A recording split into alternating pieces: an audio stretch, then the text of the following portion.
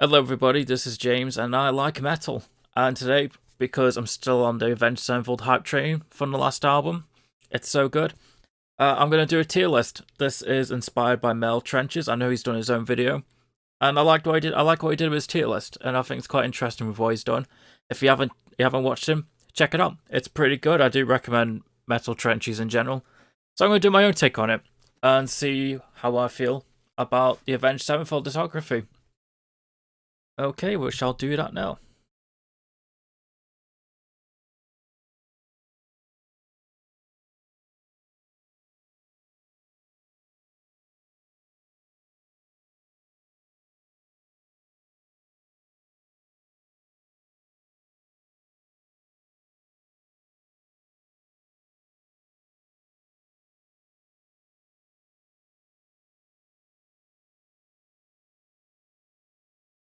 So we're on to 2002, Sounding of the Seventh Trumpet. I'm not gonna lie to you, this is their weakest album. I'm not a fan of it. Like, you can hear the potential this band has got, but for me, it's just not doing it. There's a few really, really good songs like Turn You Away, such a really killer, like, metalcore riff. Warmness of the Soul does get to me a little bit, though. It's pretty cool. And there's a few other highlights all over the place, but to be honest with you, as a full package and compared to the rest of the albums, it's not that good. Belongs in the D tier. There's no surprise there. Alright, Waking the Fallen from 2003. This is a massive step up from the last album. Holy moly, this album's really good. It's really, really, really good. It's a metalcore classic. I mean, every single song's a bang. There's a few songs that do drag on a bit, but everything's just a classic from Unholy Confessions, even from the I Won't See You Tonight Part 1 and Part 2. It's really good, basically. It's if you want some raw, kick-ass metalcore, go for it. And I think this is an A tier. It just doesn't quite scratch the S tier surface just yet, but it's good.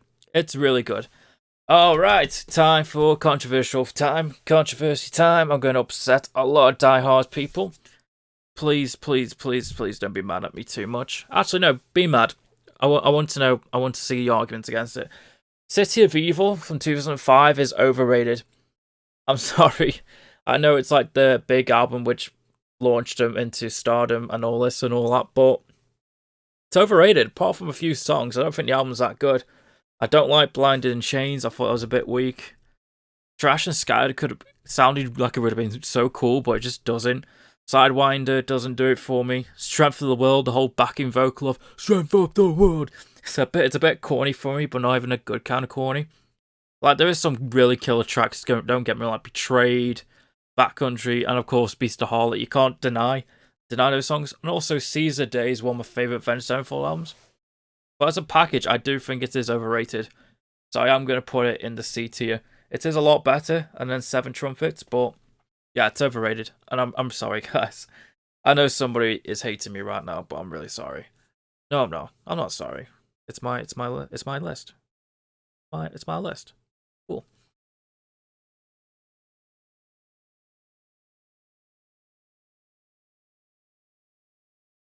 Okay, so 2007 gave us the White Album, the self-titled album. This is perfect. I think it is really, really, really, really, really good. Like from the opening, from a critical acclaim when it was with the whole organ thing coming in. Perfect. You got songs like Scream, Brompton Cocktail, Lost. Oh man, it's so good. Afterlife is a classic. You can't deny Afterlife is a classic. And of course, the magnum opus, A Little Piece of Heaven. It's their Bohemian Rhapsody. I don't care what anyone says. It's their Bohemian Rhapsody. It's the 2000s metalcore Bohemian Rhapsody. You can't beat it. And then it finishes off with Dear God, which I think is one of the better, slower, more acoustic songs. I like how it's got a bit of a country twang to it. I always like it when they do that country kind of stuff.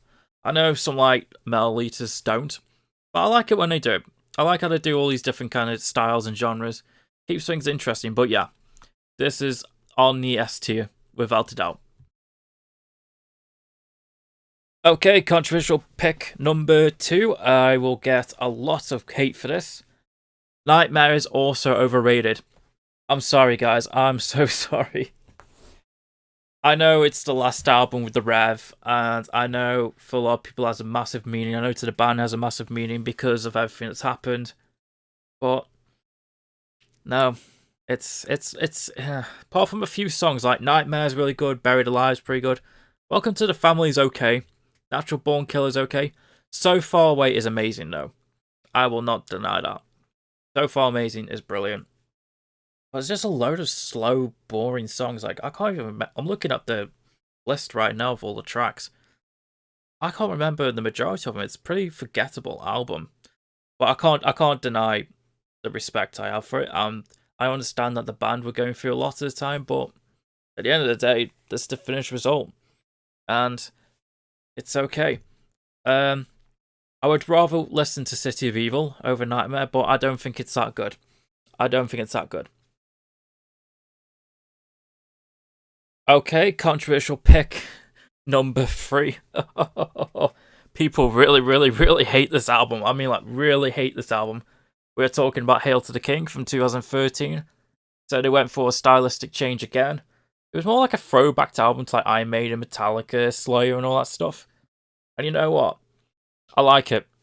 I think it's better than City of Evil and Nightmare. I enjoy it more than those two albums. I do. I think it's a B tier. Like, I think the production's really good. I know people say the production's a bit empty or whatever, but I like it. And I like the whole throwback sound of everything. The only complaint I have really is the song "Doing Time" is it's a bit too quick. Like I know it's doing like this whole Bad Religion, Operation Ivy kind of thing. How it does this fast paced kind of thing, and that doesn't really work. I feel like that doesn't go well with M Shadow's voice.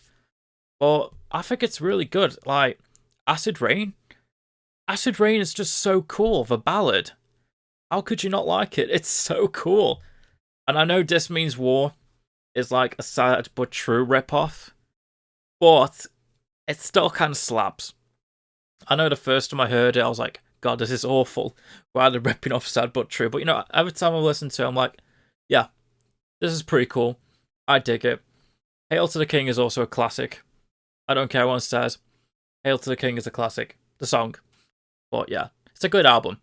It is overhated. I can understand the hate, but also it's like, it's good. It's good. It's a good album. Leave it alone.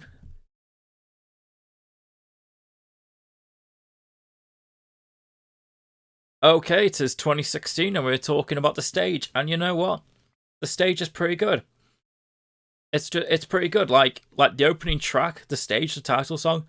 Holy crap! It gives me like a Pink Floyd vibe, especially in the mid section. But how it's just, yeah, it's overwhelming, that song. I remember the first time I listened to it, I watched the music video when it's got all the puppets and stuff. It blew my mind, and every time I watch the music video with the song, it still blows my mind 7 years later. Oh god, The Stage was 7 years ago. Wow. Okay, cool. But yeah, you got other songs like Paradigm is really cool. Simulation's pretty cool. Goddamn. Oh, goddamn, it's so good. It's really good. Roman Sky is another classic for me. I think this album is really, really good. I think it's not as good as Hail to the King. I know, it's a bit funny saying, like, alright, so I think with The Stage, the higher points of The Stage compared to the higher points of Hail to the King is stronger. However, the lows of The Stage rubs me off more than the lows of Hail to the King, that makes sense. Both B tier, but I'd rather listen to Hail to the King. I know, I know. I'm gonna get so much. I know it's just gonna happen. I'm just gonna accept it.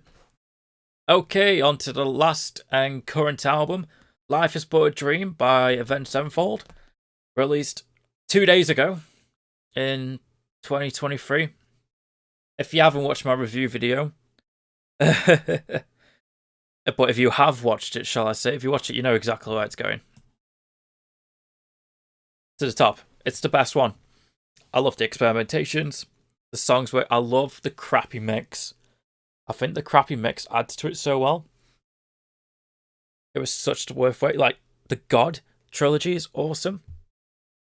Oh man, it's cosmic. Cosmic, like I said before, Cosmic's like Little Piece of Heaven 2.0. We Love You is going to be a classic. I know we've been playing for that song for years. And you know what? I think this album is terrific. I know it's very polarized at the moment. But you know what? I love it. I think it's a good album. And you know what? It's their best one. And this is my ranking. So tell me what you think about it. Let me know in the comments below if you agree or you disagree. And just where would you put stuff? And yeah, so thank you for Mel Trenches for giving me this idea. Love your channel. If you guys haven't watched him, watch him. He's really, really cool. And yeah, hope you liked the video. Comment, share, and subscribe for more. Have a good day. Thank you.